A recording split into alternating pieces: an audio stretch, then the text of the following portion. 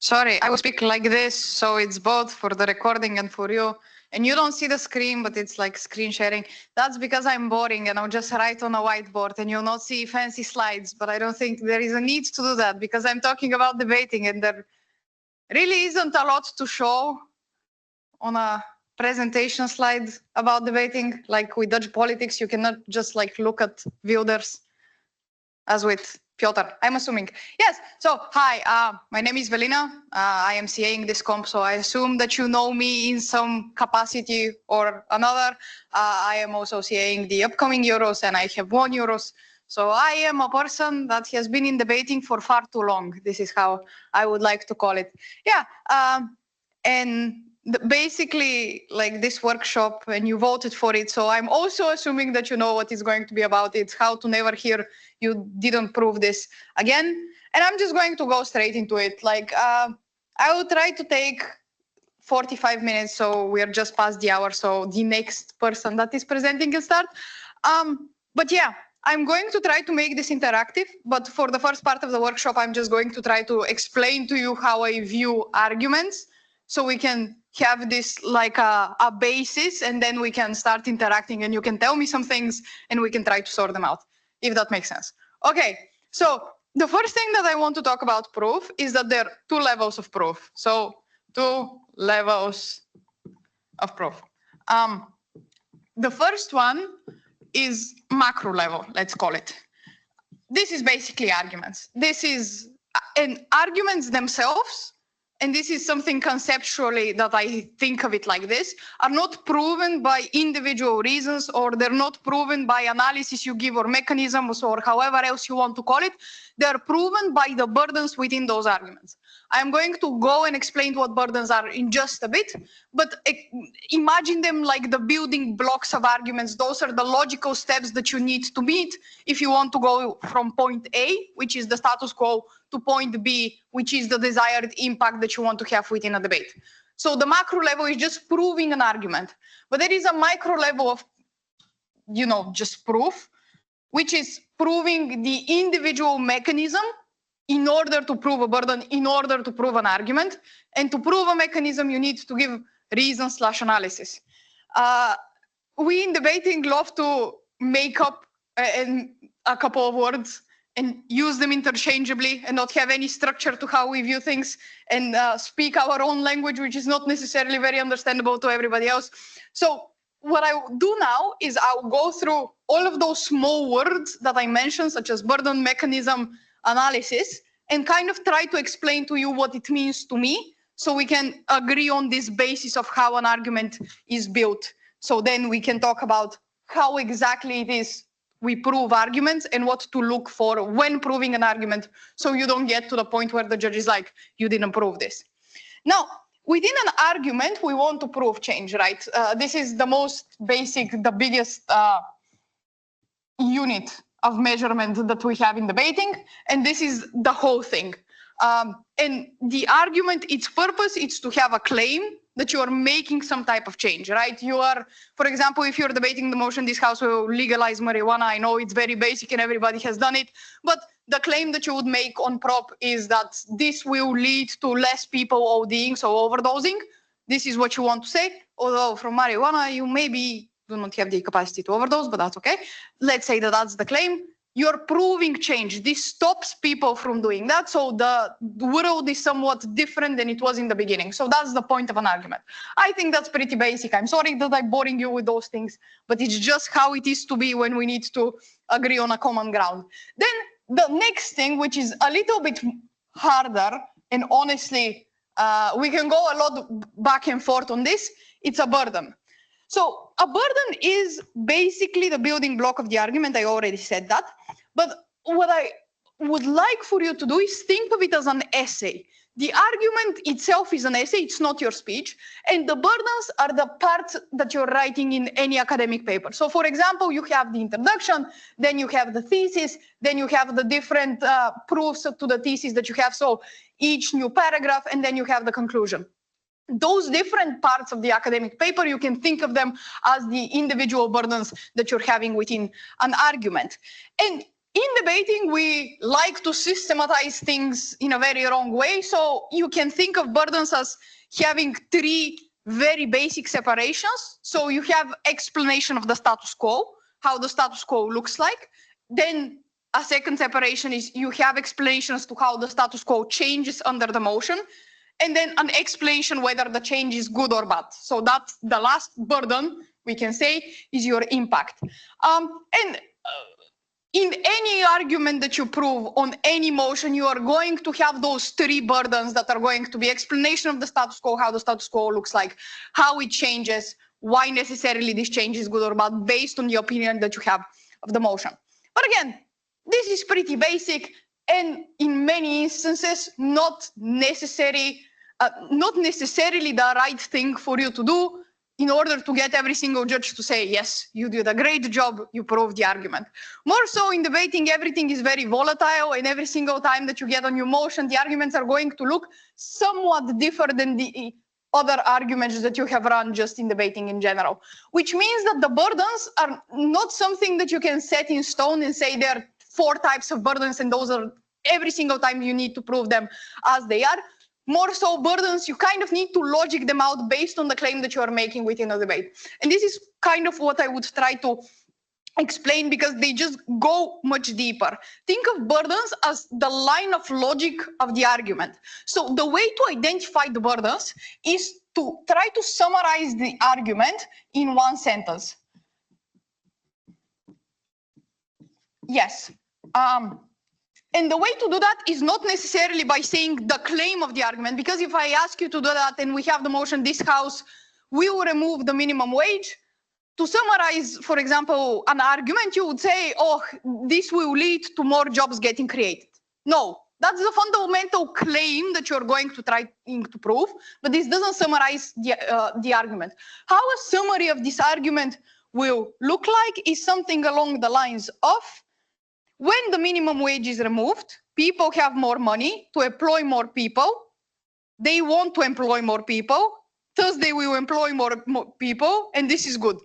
Now, I know this sounds kind of weird, but again, it's the line of logic. So you're from point A, which is the implementation of the policy, which is removing the minimum wage. You need to reach point B, which is more people are employed. But in order to do that, you need to walk it through. And if you had only like 30 seconds to explain to the judge how you walk from point A to point B, it will probably be, now companies have more money because they have to pay people less.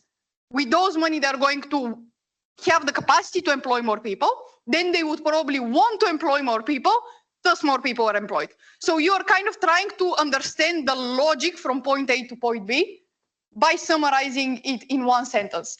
And then from this one sentence, you can probably reverse engineer it as to what are the burdens for this argument to function, and those burdens under the same motion are probably going to be burden 1 is companies have bigger capacity to employ people. Then second burden, companies are going to use this capacity to actually employ people, so desire or want.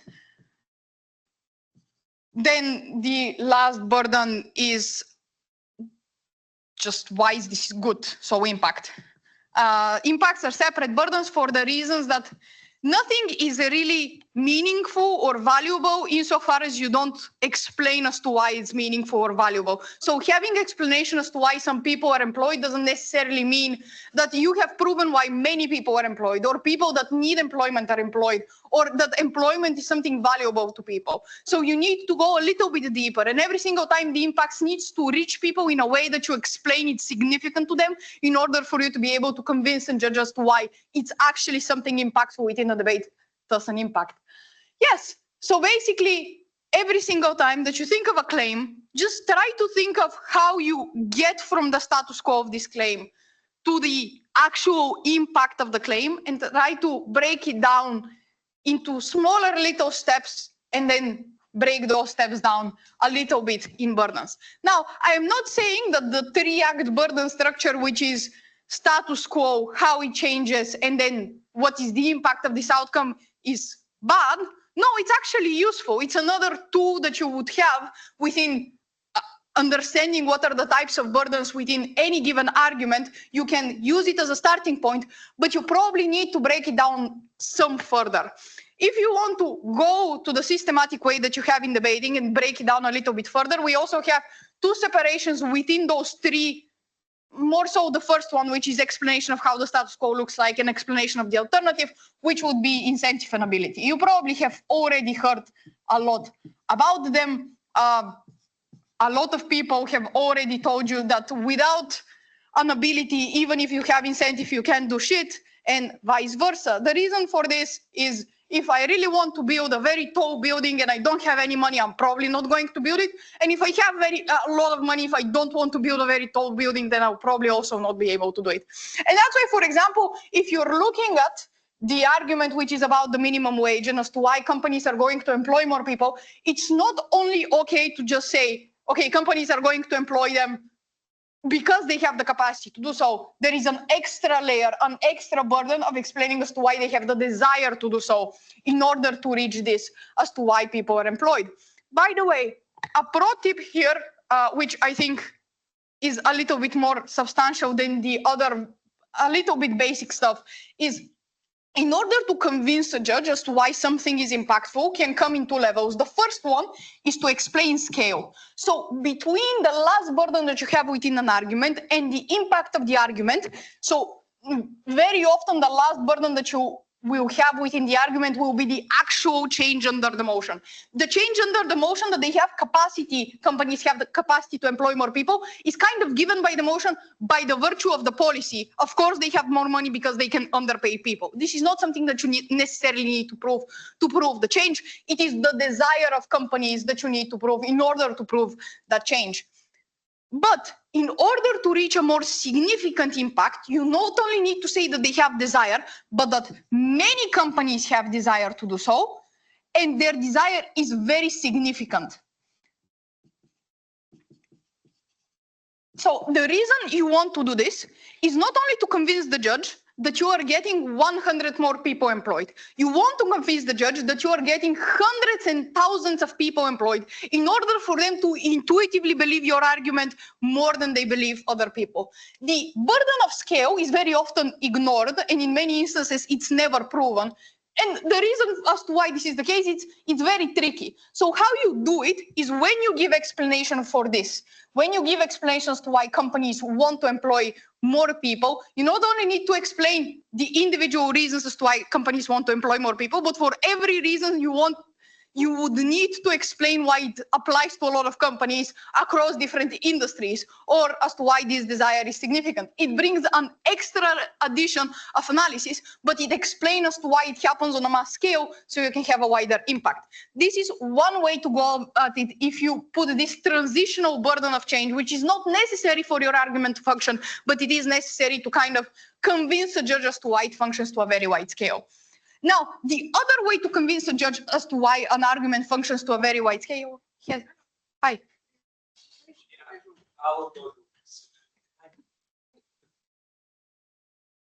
Hopefully. That's okay. Now, impact. Where was I? Yes. So the way to go about it is, if you, for example, don't notice within those burdens, I am missing one of the most quote-unquote fundamental burdens that they are, which was explanation of the status quo, the change. Here, within those three burdens that I have outlined, I have not actually explained what the status quo looks like.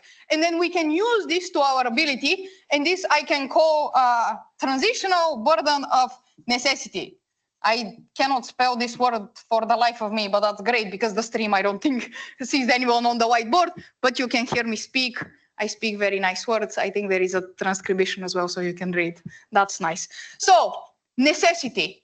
You not only need to prove as to why it happens on a mass scale and you have a lot of employment, you also need to explain as to why employment is necessary. Why is there a problem that needs solving, so we need this employment? Because if you think about it, if 99% of the population, which is no country, is employed, then it doesn't make sense to remove minimum wage, because then a lot of people just get paid less and nobody new gets employed, maybe like 1% of the population, but who cares, right?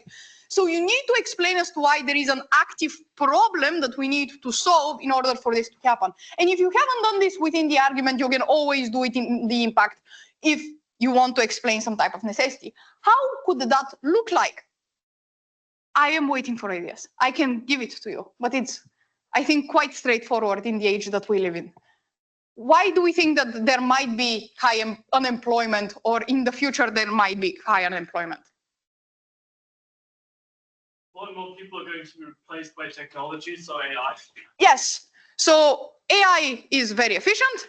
AI might be as expensive as humans are currently, but in the future, it might get even more beneficial for companies to get AI as opposed to people. Now, what you do under this motion is that you lower the cost for you to employ a lot of people, which means that for at least the next 10 years, it will be more profitable for companies to employ people as opposed to AI.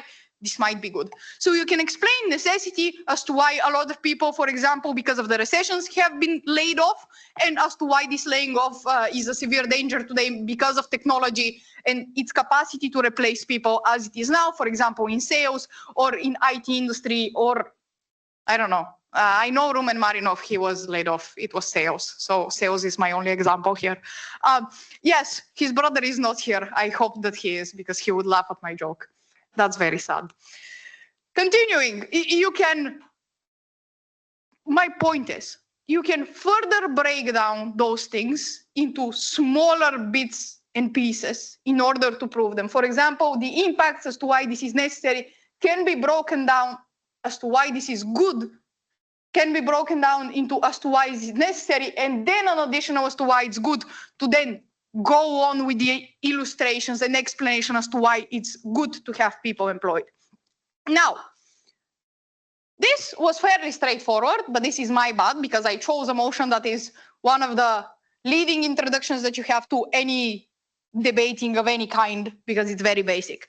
But I think it just serves the purposes of me explaining the most fundamental things about arguments.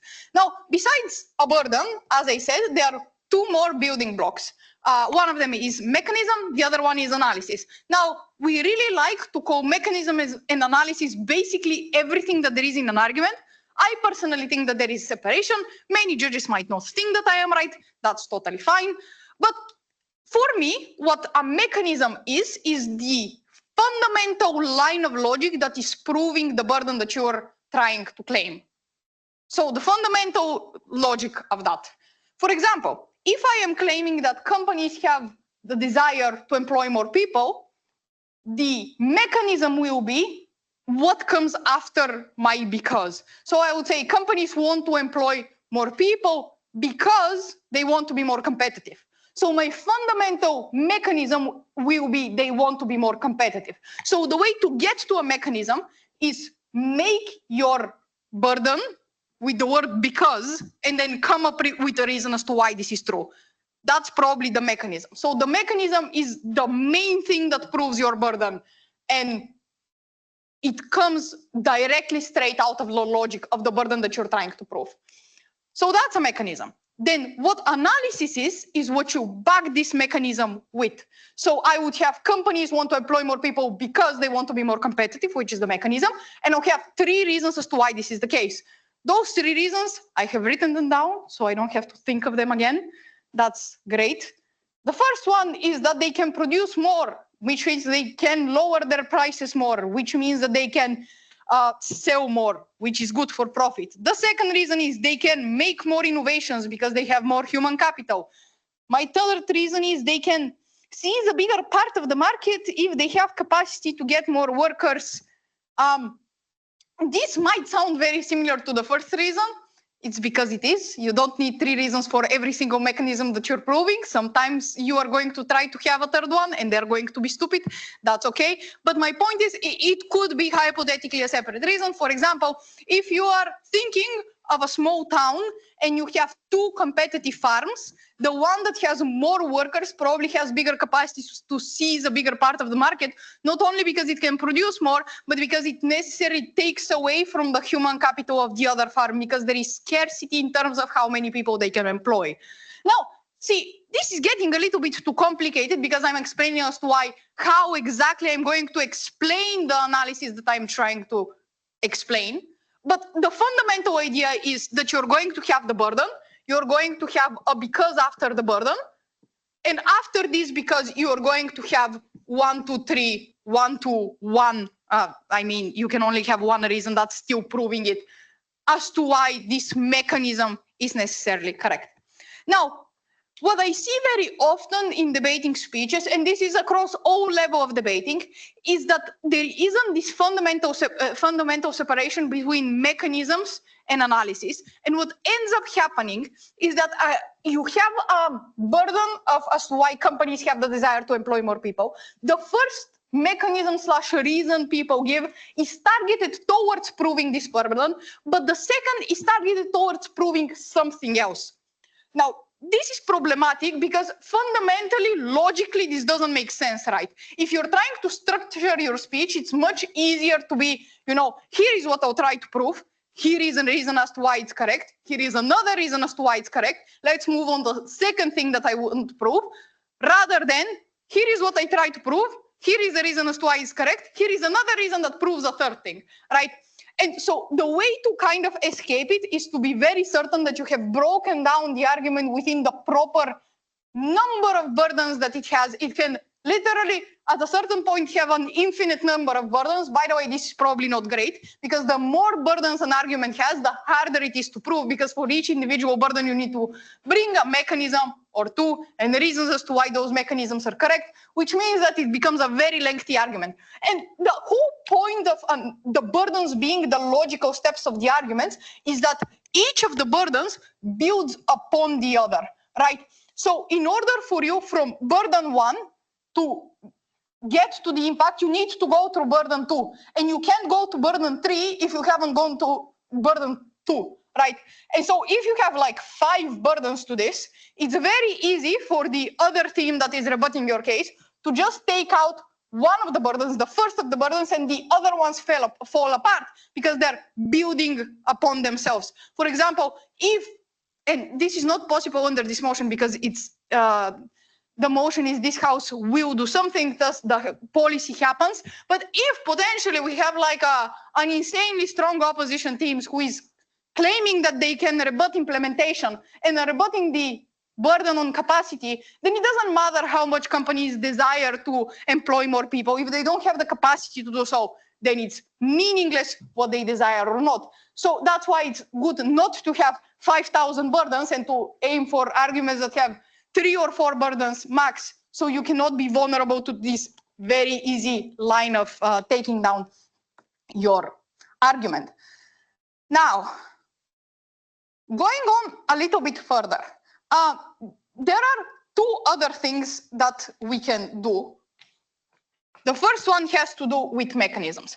Now, I know that I am a Bulgarian, and if you don't know, we Bulgarians really like to call reasons structural reasons.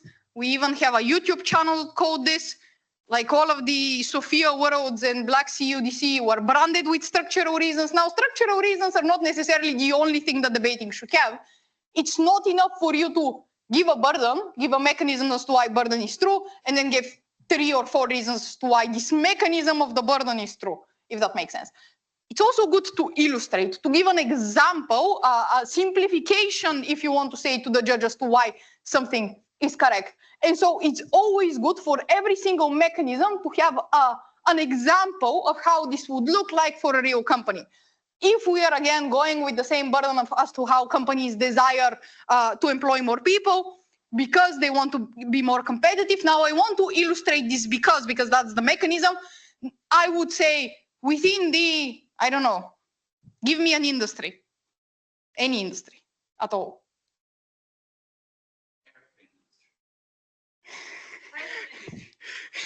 Both of those not incredibly easy for me to illustrate. But what I would say is, so the capacity of airplane companies to have a lot of, planes in the sky, let's call it like that because I'm ESL and I cannot speak English very well, but that's okay.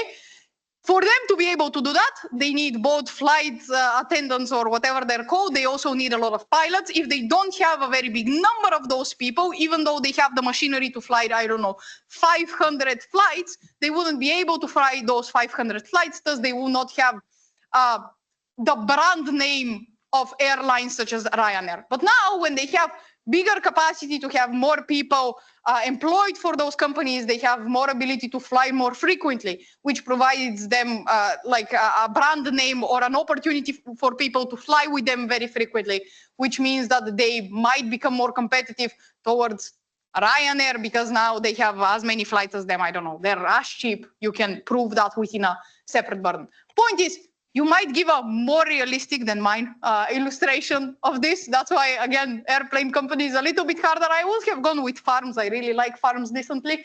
Pro tip, by the way, if you illustrate arguments with things that you know about, for example, if I know a lot about farming, it's very much more intuitive to me to give illustrations about farming. That's fine. If you give illustrations and examples from your own life, from your own knowledge, it's much more persuasive to a judge because you also probably know what you're talking about comparatively well. Sometimes when you reach a certain level of debating, we really love giving the same examples, the same intuitions, which are pretty stock because we have heard them in multiple rounds, which doesn't necessarily make them true. It's just something that we have heard over and over. Again, I got a little bit away from my point. My point was it's good to always illustrate your mechanism with an example.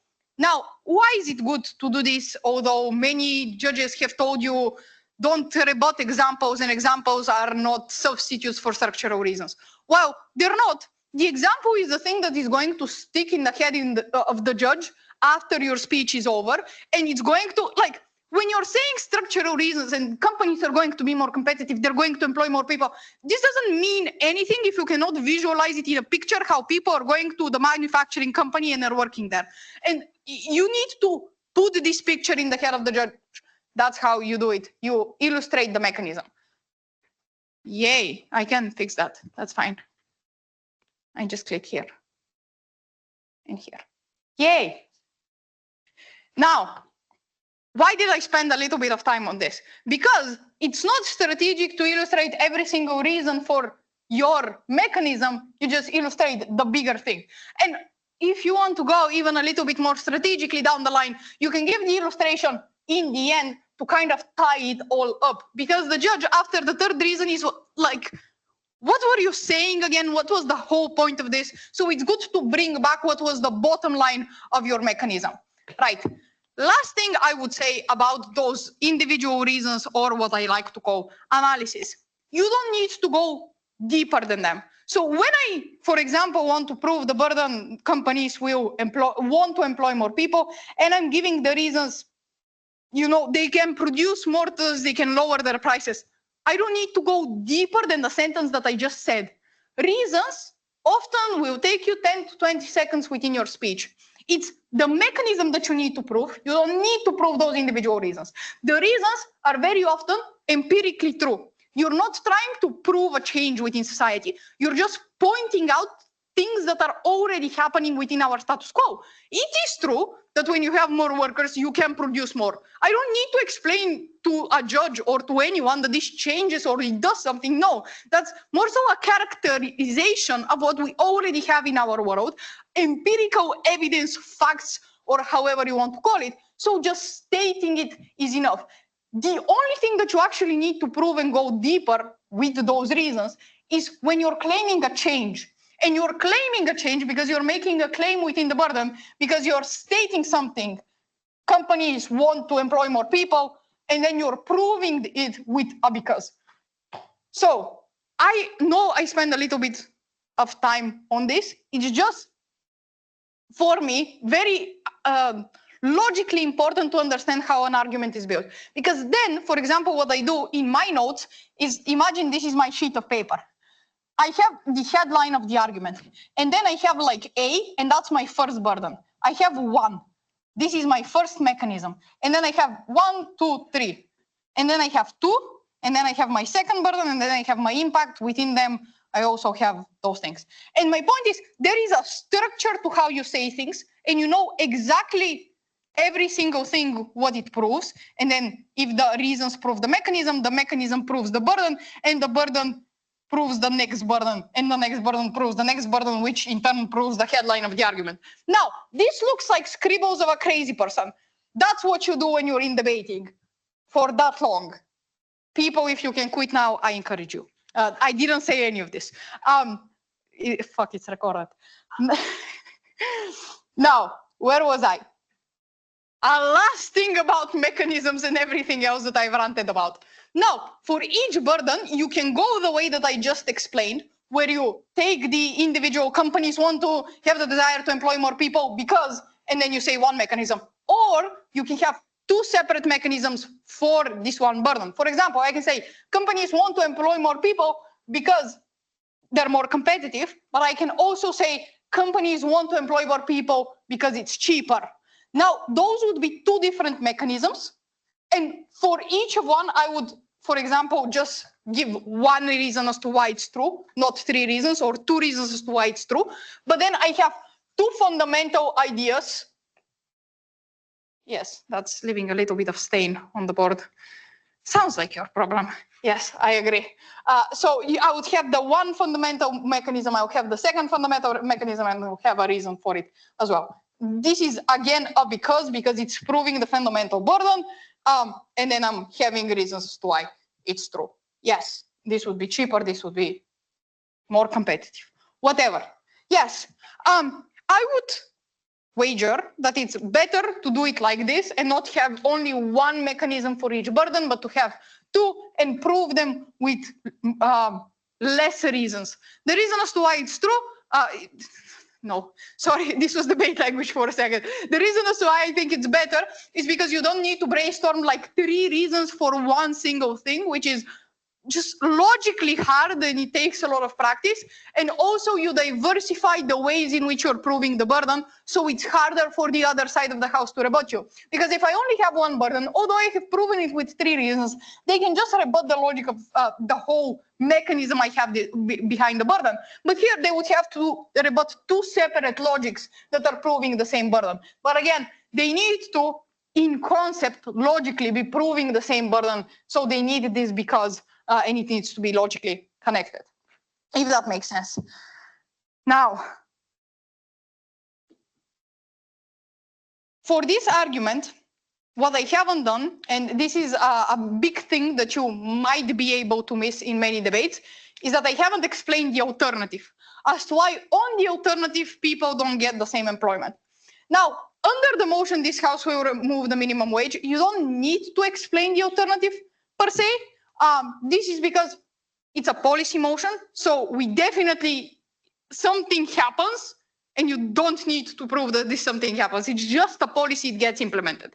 So it's most definitely that we have more capacity to employ more people. The only thing that they could argue is desire, but again, it probably goes more so to proposition than it does to opposition that more people get employed.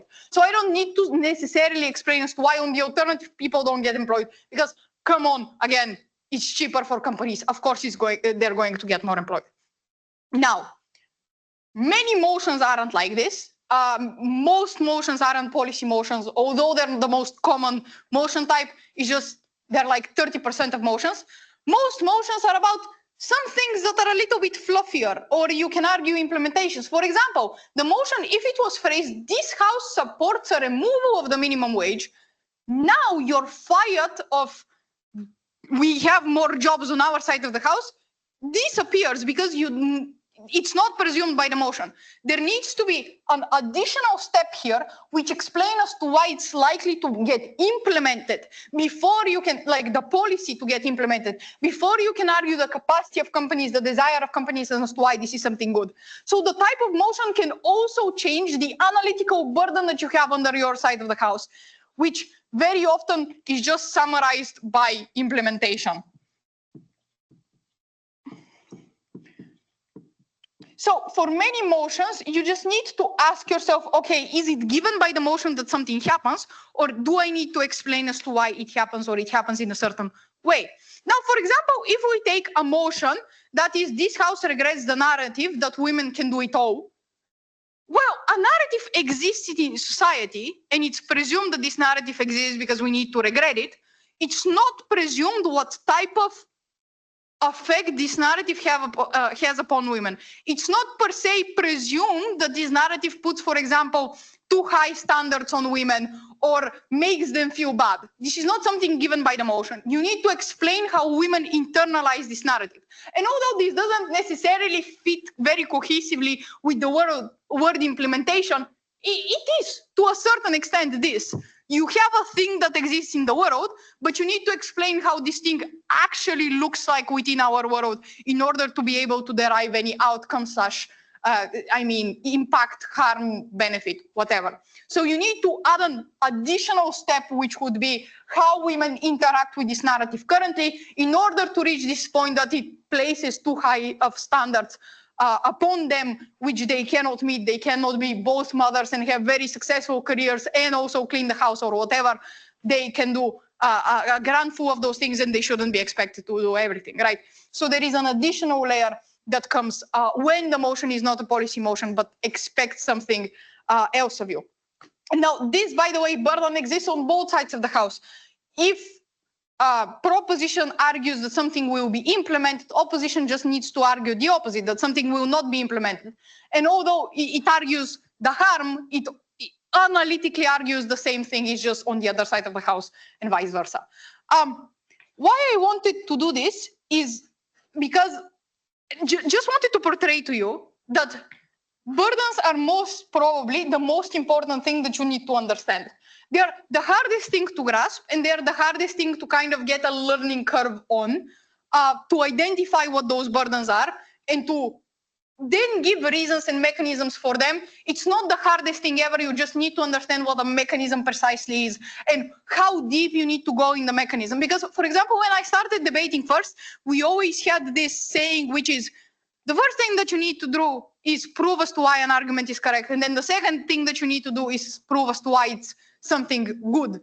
But this is not true, because if you ask yourself the question why is something correct, and you ask yourself this question on every single logical step, you will continue asking yourself why even when it's not necessary and it has met the burden of proof that a judge would reasonably assign to you. And that's why kind of breaking it up within burdens, knowing that there are logical steps for you to get from point A to point B, and then kind of doing it in a structural manner with mechanisms and then empirical reasons to back this up, or characterization, if you want to say, it's significantly easier. Again, hardest part is this one, and that's what we are going to do. The next 10 minutes, I'm going to give you a motion, and we are just going to try to brainstorm some burdens to it, so we kind of understand where we're going with this. Again, some keywords when it comes to burdens is probably the three pillars, which is what happens in the status quo, how the status quo changes,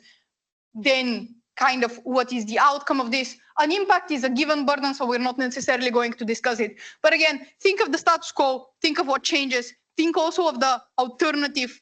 Those are like the three buzzwords that you need to think about burdens.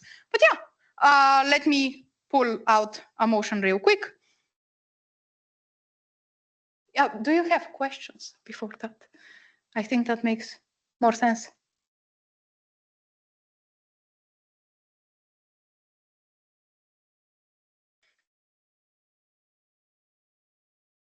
Okay, so again, we have done this whole workshop thingy with a pretty basic motion. Now, the motion with which we are going to work is, this house believes that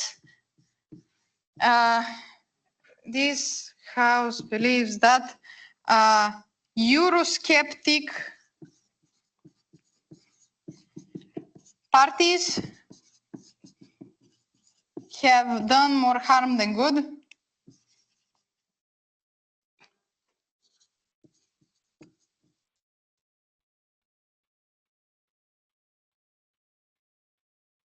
For the European Union.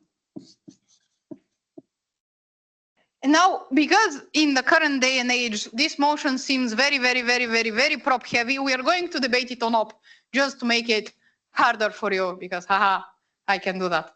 Yeah, So do we understand the motion? We probably have some Eurosceptic parties. We might have them on a national level, so we're talking about the countries themselves, but we also might have them on a supranatural level, which means in European Parliament we have some parties of European delegates that are Eurosceptic more than they are super pro-EU. And so the motion is this House believes that Eurosceptic parties have done more harm than good. What would be an argument on opposition? Let me try to find a space to write it. Any argument. There is no right or wrong answer, or there might be, that's fine. Shout if you have an idea.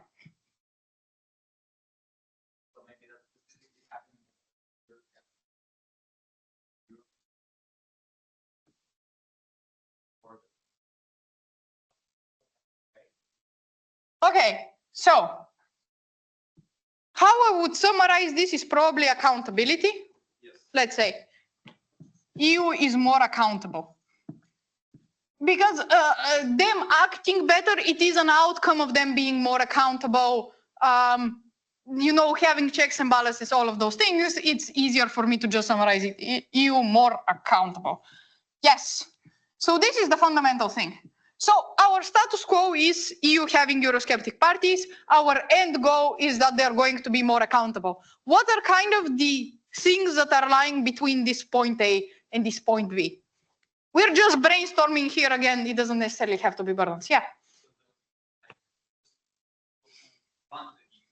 Why it's in their incentive better if you have existing Eurosceptic parties. Okay. See, here, for example, this is kind of the line of logic, but is not necessarily broken down to its fundamental building blocks, because you're saying, okay, they're going to have a bigger incentive to act better if they're Eurosceptic parties. But this is one side of the coin, if I might say. What is the other side of the coin, which comes with Eurosceptic parties wanting to do good? No, the European institutions wanting to do good when they're Eurosceptic parties.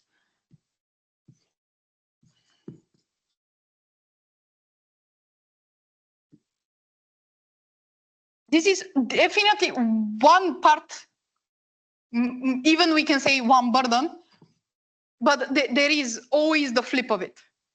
So they want to do better when there are Eurosceptic parties in place. But can do better. So, okay, then we have capacity for them to do better. Okay, but there is another thing. So there are three, that's why they kind of, no. These three represented something else, but let's say it represents what I'm saying.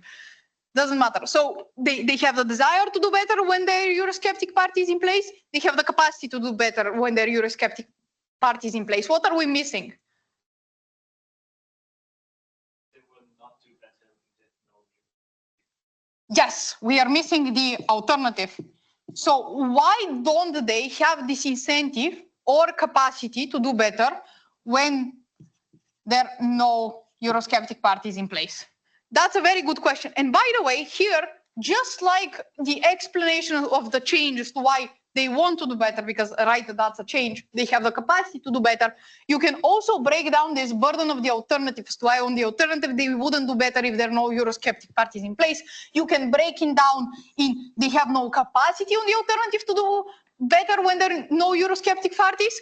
By the way, this conceptually, I'm still trying to think of reasons as to why it's correct, but the easier thing to prove is just why they have no incentive to do better when there are no Eurosceptic parties, because there is nobody pushing them towards this, there is nobody actively calling them out, trying, making them have to justify every single thing that they are making within their own life. Not within their own life, but within EU Parliament. So the incentive of the alternative is pretty straightforward, but if you want to go a little bit further, you can also argue that they don't have capacity. I thought of how exactly you could claim that they don't have capacity. So for example, if Eurosceptic parties do not present an urgent problem, this is a little bit conceptually complex. What I would say is democratic EU parties that are currently, for example, in power or have majority within EU Parliament would not have the same capacity to pass policy that is very progressive if they cannot point to the Eurosceptic parties in front of the population and say, we are fearing them, there is an urgent need to pass our policy, if we don't pass it, they're coming. So the sole existence of Eurosceptic parties, if we say they're far right, for example, I'm just putting them under this umbrella, although they don't necessarily fit. If they don't exist, they would not have the political willingness to vote certain policy in, or the population would not like that they're voting this policy. But now where they can point to someone, point out a danger, maybe scapegoat a little bit, they will create this capacity for themselves. Again, this is not necessarily a very strong reason, but my point is to think of reasons, to think of mechanisms. You don't actually need to do anything else besides practicing and debating a lot, because those things come relatively easily. For example, what you can do is brainstorm. You take a type of motion. Let's take politics. You can brainstorm what are the fundamental things that you can claim within those motions. For example, you can fundamentally claim developing countries are corrupt. This is, for example, a mechanism that you want to prove. No, the mechanism, this is a claim. A mechanism would look like developing countries are corrupt because they have history of cronyism, and then you need to prove this history of cronyism. But my point is, you can brainstorm some of those things, and then you can just practice on your own what are 3 reasons as to why something is correct. Now, realistically, judges don't listen to those 3 reasons. When they hear a mechanism and then you number things, they're going to kind of presume that you have proven it. Now, this is not the most correct way of adjudicating, but kind of when you're listening to 1 hour of debate, this kind of happens. Now, it doesn't happen all the time. What you're saying within your analytical reasons why something is correct probably matters to a certain extent, but if one of those 3 reasons is bullshit, it will slide. That's my point. It wasn't greatly made, but my point was this. It's much more important to be able to identify those things than kind of the mechanisms come naturally. And if one of those 3 reasons is bullshit, it's fine. You live. Yeah. And so basically here, what we have is as to why the European Union will have the capacity to be better when the Eurosceptic parties are around, as to why they would have the desire to do better when the Eurosceptic parties are around, and possibly you can prove either on or on the alternative, because you don't necessarily have an analytical burden the same that you have on your side of the house on the alternative to both prove capacity and incentive.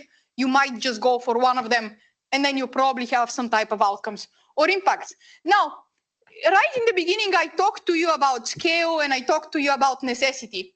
You can also try to add this within the argument, and given that probably desire to do better when Eurosceptic parties are around is the burden of change. It is like desire is always kind of the burden of change, because capacity is just kind of setting up what the characterization of or the context of how an actor operates. The desire is what pushes them over the edge. So it is in more situations the burden of change.